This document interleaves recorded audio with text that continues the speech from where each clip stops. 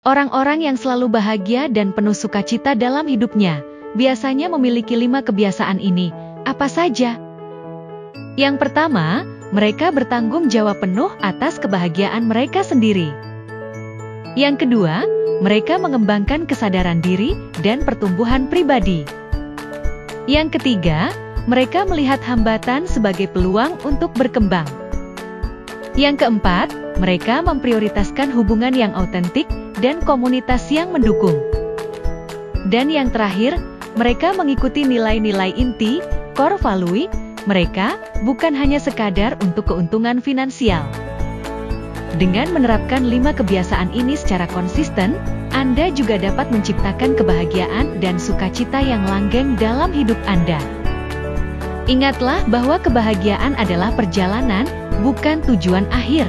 Dengan terus belajar, tumbuh, dan mengembangkan diri, Anda akan menemukan kebahagiaan sejati yang akan menemani Anda sepanjang hidup.